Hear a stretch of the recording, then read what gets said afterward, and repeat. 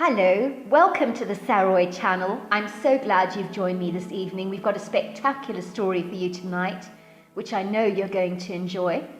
And don't forget to subscribe to my channel because I've got some phenomenal Bigfoot stories in store for you. So let's get started.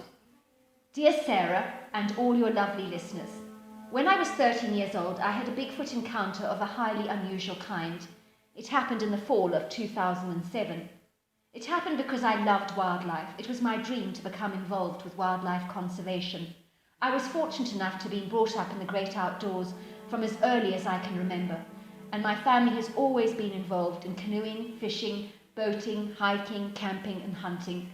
I also live in 120 acres of land in rural Kentucky that is owned by my family since the 1800s, and the property boasts its own creek, wooded area and beautiful garden.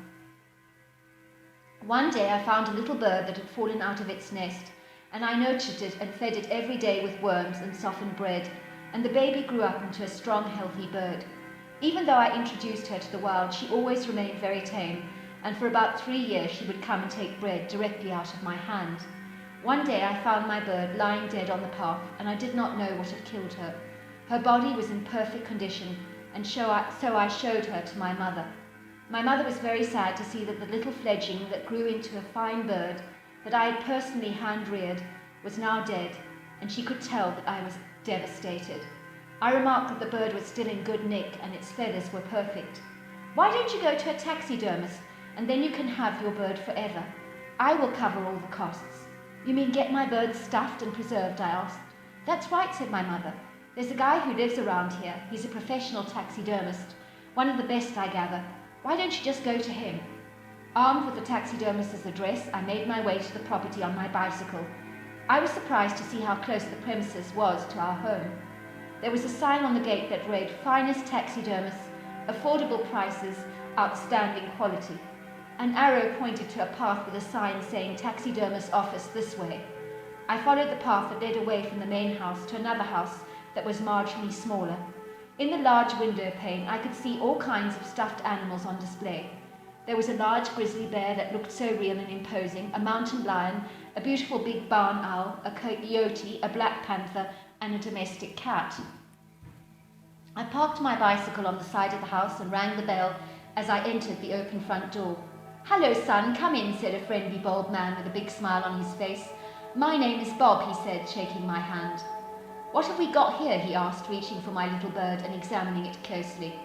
"Fine specimen and in mint condition, and I love the green colour. I do not see why I cannot help you with this one." At that moment, his mobile started to ring. "Just a moment," he said. "Do you mind if I take this in another room? It's important, you see." I nodded my approval, and the taxidermist went into another room.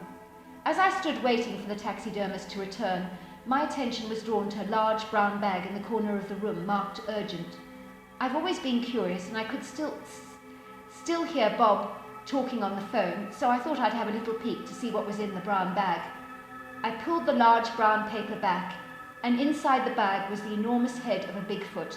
I was in no doubt what I was seeing. The large head was cone-shaped, and the face looked like an ape, and yet human at the same time. The ears were covered with hair, and most of the sides of the head and the back of the scalp were also covered with hair.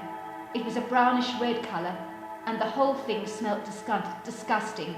The skin looked like the tough hide of a hog with deep wrinkles and ridges. The lips were thin, the nose flat and squashed, and the eyes brown. I could hardly believe what I was seeing. This was incredible evidence that Bigfoot was real. I could barely contain my excitement. Just as I was closing the bag, I saw the taxidermist standing there, looking at me. All the colour drained from his face. "You've seen it?" I nodded. Sorry for prying, I was just curious. "What did you see in the bag?" he asked me. "A Bigfoot head," I said. The taxidermist looked at me in horror when I said the word Bigfoot. "Not a word of this to anyone," he told me. "I'm under strict instructions by a high-ranking government official not to tell anyone about this. If they find out I've told anyone, I'm a dead man."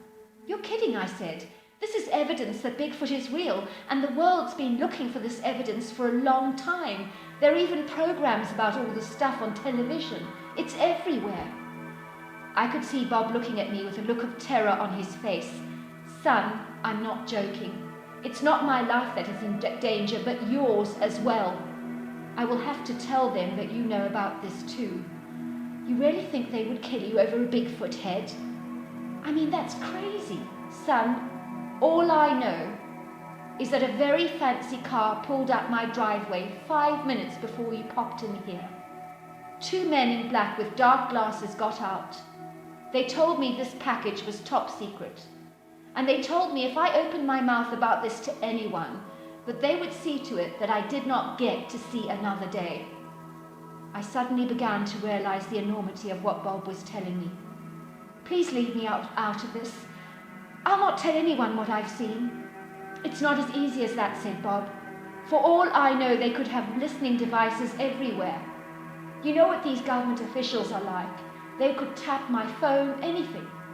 So if I don't tell them about your knowledge about this matter, my goose may well and truly have been cooked. The next minute the phone rang. Bob answered it, and he put it on loudspeaker. We know about the boy, so we need his information now. Bob began to tell the government officials all my details. Name and address. They took all that down. Tell him we'll expect to see him. Tomorrow we'll give him a visit. Yes, sir, said Bob. Now, how is the head getting along? We need to be able to mount it for a focal point on the wall. I'll get the job done as soon as I can, sir. Word of advice, came the voice.